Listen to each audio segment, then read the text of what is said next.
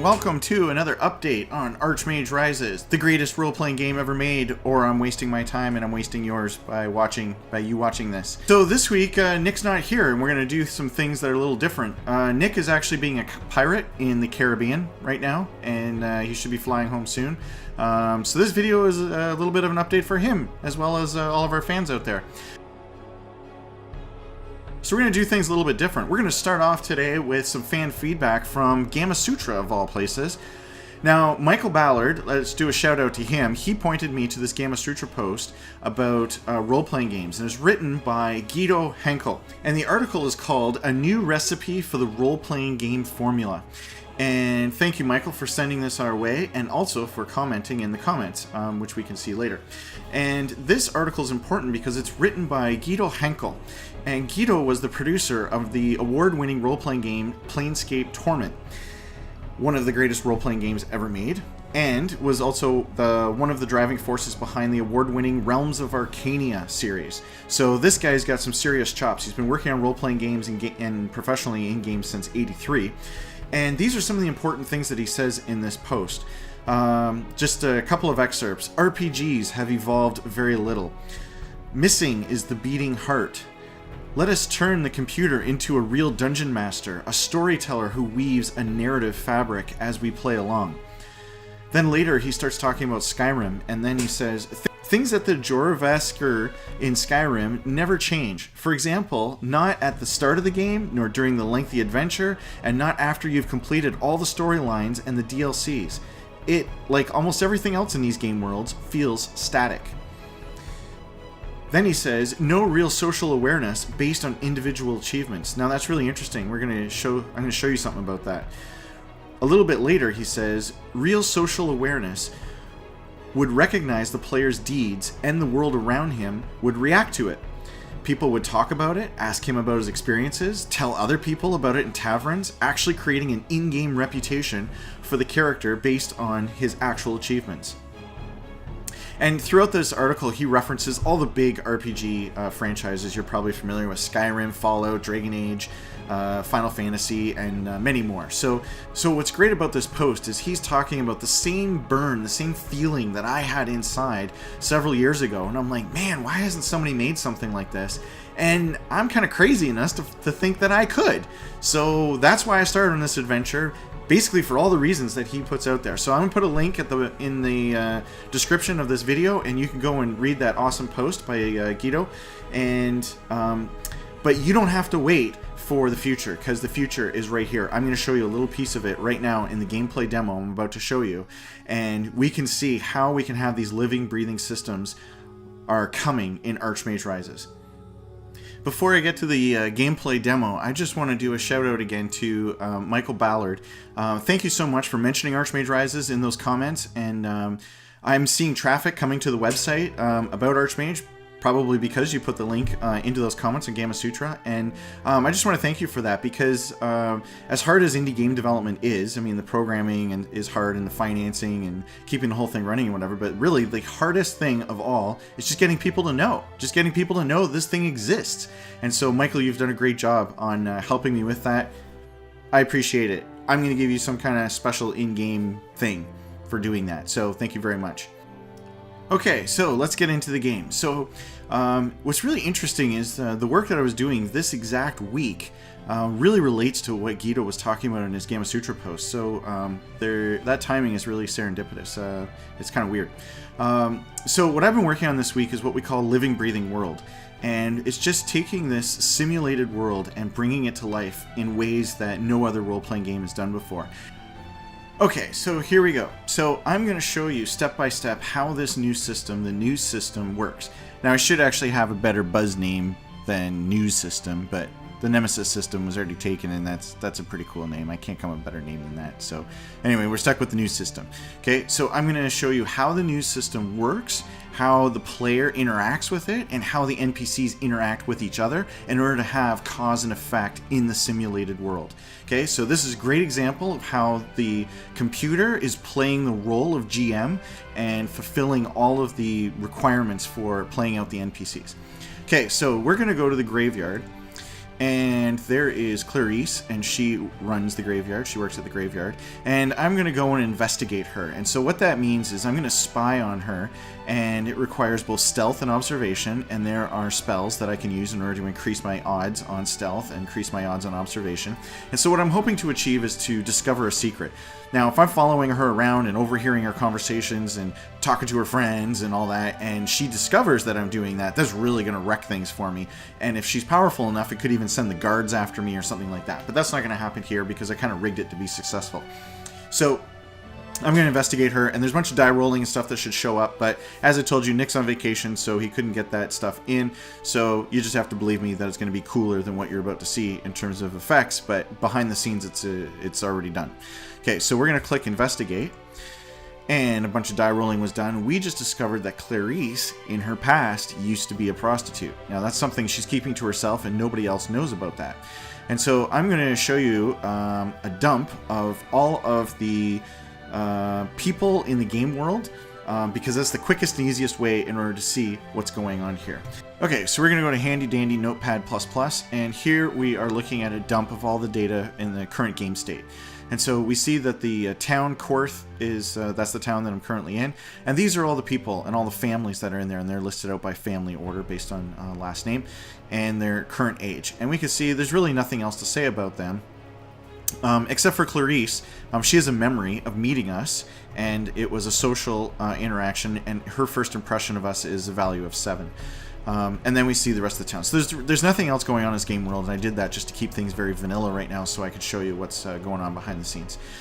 Okay, so now I'm going to show you just one other quick thing that is going to be important a little bit later. So there's another way to see everybody that's in a town rather than doing a memory dump, and that is we can go to this new feature, to the town lord, and we can see the citizen tax survey, and there we can see these are all the families that currently live in this village, and how many people are in that particular family. And so Clarice is a Gimble, so she lives in the Gimble household, and there are 5 people there, and so we're going to see what happens a little bit later with that, but I just want to make you aware of that. Okay, so we have this secret that we know about. Now, there's 2 things we can do with that. One is we can keep it to ourselves. Well, I guess there's 3 things. We can keep it to ourselves, or we can go and use it as leverage against her, maybe blackmail, maybe get her to do something that she doesn't necessarily want to do, maybe make her come adventuring with us, and she can walk in front and test for all the traps that might be there. Or we can go and start spreading the rumor and ruin her life. And so I'm going to show you that latter part. So I have this secret. It's a piece of knowledge, or what I call news, and we're going to go share that news. So right now nobody knows it, so nobody can share it. And so we're going to go and we're going to tell people. So a good place to go and do that is let's go to the inn. And so everybody, based on their vocation, has a certain amount of news that they spread and a certain amount of weight that they hold within the community. And so if we go to the innkeeper, well, chances are pretty good that they're going to talk to a lot of people, and they carry a lot of weight within the community because they're basically a news broker. And so we're going to go and talk with her, and we're going to share some news with Eugenia. Okay, and we have a secret about Clarice, that she used to be a prostitute, and so we're going to tell her that. Okay, so now she knows that, and so just to make things go a little bit faster, we're going to go tell some other people Clarice's deep dark secret. And so we're going to go and talk to the merchant and say, hey, Clarice, she used to be a prostitute. And then we're going to go to the Conclave chapter, and let's tell you. And so this list of news, it's in here twice because I did it, actually clicked it twice for setting up the demo. But so all the interesting things that happen in the game and in my life becomes a list here that I can choose. And this isn't the final UI. This is just something to get something going. And so I can choose like events from my own life, things I've learned about other people's lives. And so I'm going to choose and tell this third person. Okay, so now we have done that. And so now I'm going to pass time and let the simulator simulate people moving around, talking, and such. So we move things along. And so what happens in the background, it just changed months. And so every month it goes and simulates what all the NPCs did for the last month. Babies are born, people went shopping, they went visiting. If I can show you here, this is the map. It's just I have a really small map just here for testing for this demo. And so there's 3 little towns here. So the people will talk amongst themselves, visit each other amongst the town, but they'll also venture off. And you can see how far away. This town is 12 hours away. This town's 15 hours away. And so the people will venture along these roads and go and make visits there. We have traders that are going to go and do that as well. They trade along those paths, and they also move the news along. And so if our secret about Clarice previously being a prostitute made it to one of the traders could bring it to another town, and then she's going to get this bad reputation in another town as well.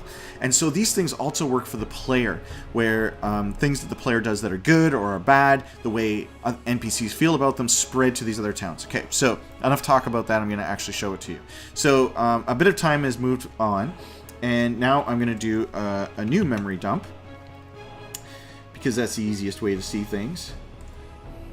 And so we're going to go and look at it, and we see that Alice Meeson has heard that Clarice is a prostitute, and Emmeline and a bunch of other people. And so this has caused them to think badly about her, and that's what you see the -50s are in there for. And all these numbers are probably going to change by the time we get to release, but it's just a number for now. And so you can see this is all blank before, but now all the people are going around talking to each other and sharing this. Not everybody has heard about it, but a lot of people heard about it. And there's some special code in there for whenever you share a secret, that's like jumps to the top of the list for people, because everybody loves juicy piece of gossip. And so that has spread all there. But if we go and we look at the next town, you see it's all blank, because the information hasn't moved to those other towns yet through the AI characters. It could. I don't know if it will in this particular demo or not, but it definitely could, and it does when the situations are right. So enough memory dump. There's another way to see what is going on, and that is by going and finding out what people generally think of the person.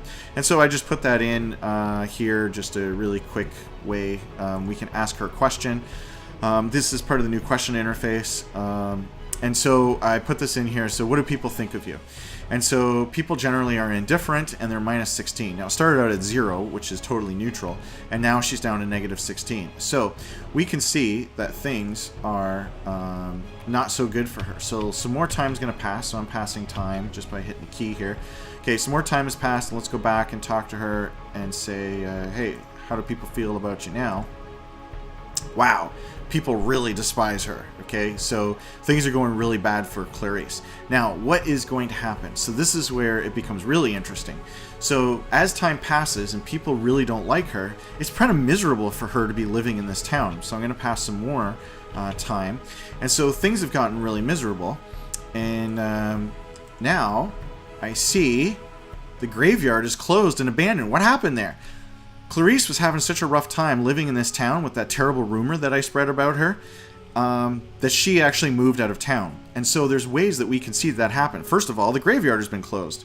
Maybe that's not the greatest example of a business closing, but it's closed and abandoned because she hightailed it out of town. Now, eventually the simulator will find someone else to open up the graveyard and keep business going, as long as there's a need for it. If there's no need for the graveyard, then it won't open again. But we can go and find out a different way, and that is going into the citizen tax survey, and we can see that the Gimbles, they used to have 5 people in their family, now they only have 4. And by doing a memory dump, because that is the quickest and easiest way to find out information right now, we can go and see that people have heard that Clarice Gimble has moved on to Pella's Wish. Okay, so we can go to Pella's Wish, and we can actually talk to her there, except the UI for that isn't quite done yet. But rest assured that she is living in Pella's Wish, and I can show you that aspect of it. So, oops, let's go to Pella's Wish. Okay, now we're in Pella's Wish, and if we go to the Town Lord and we go to the Citizen Tax Survey, is there a Gimble here? There is a Grimble here. There she is. One person. That is Clarice. She has moved to this town, and now she is working here. Now she's not working in the graveyard because I already had someone in the graveyard, so she's just taken one of the other odd jobs that are available in the town.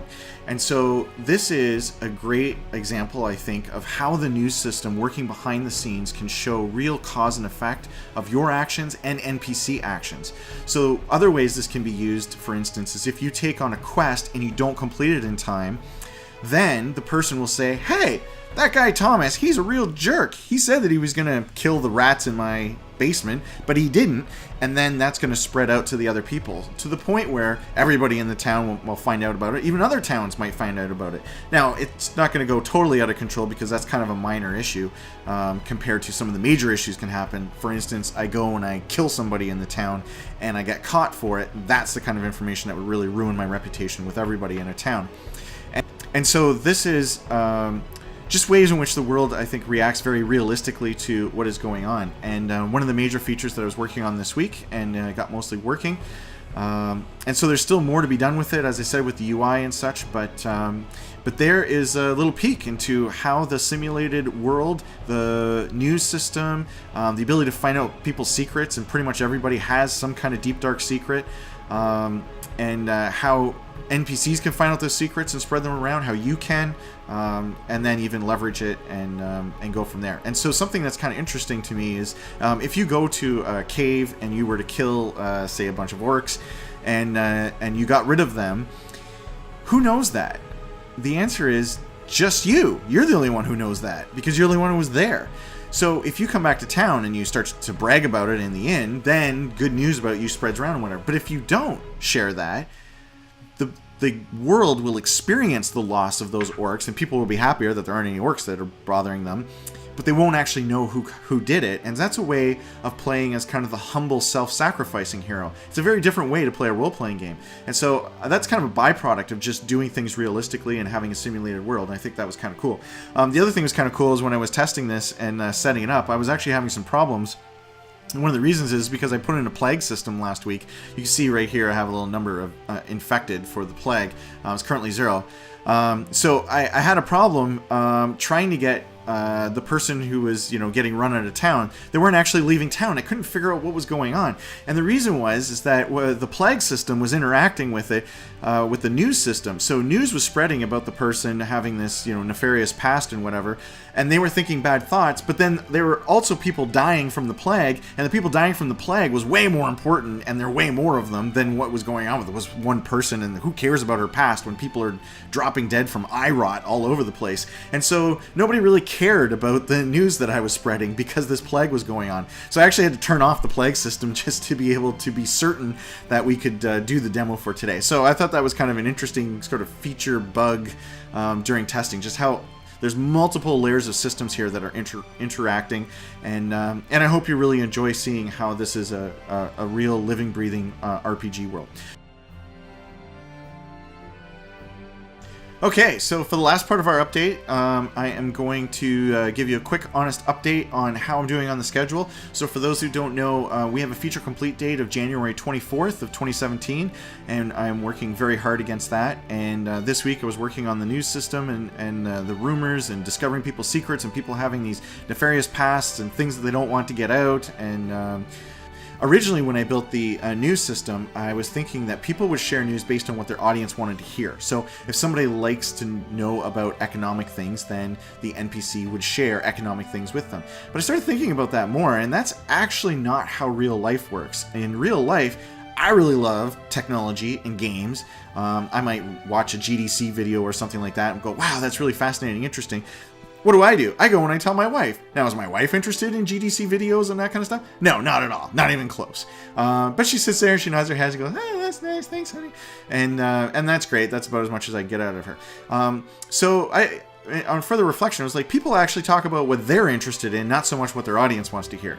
And that's one way you can be an effective communicator, is actually talk about what your audience wants to hear rather than just what you want to say. So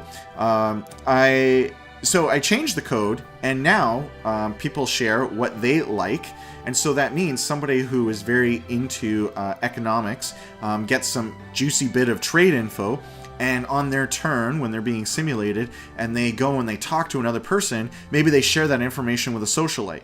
Okay, so she's an airhead and doesn't care about that at all. She wants to hear about the latest gossip, what's going on with the nobility, and so she doesn't share that economic thing at all, and that means that the player probably won't hear it either. And so I find that very interesting that there's these dead ends of knowledge that happen within the system. I didn't even program it that way, but it just kind of naturally happened by kind of modeling the real world, and so that's pretty cool. So anyways, there's a lot of work that went into all this week, and I would say middle of the week I was like, holy cow, this thing's going to take forever in order to get it working.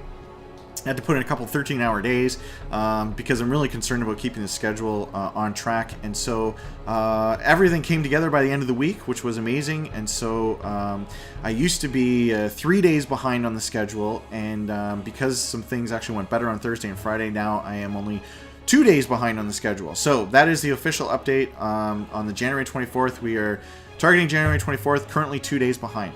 So thanks for all your time and attention. Thanks for your comments. Thanks so much to Michael Ballard for mentioning us on Gamasutra. That's been great. And this has been another great update on Archmage Rises. And we look forward to showing you more of the future of role-playing as it develops.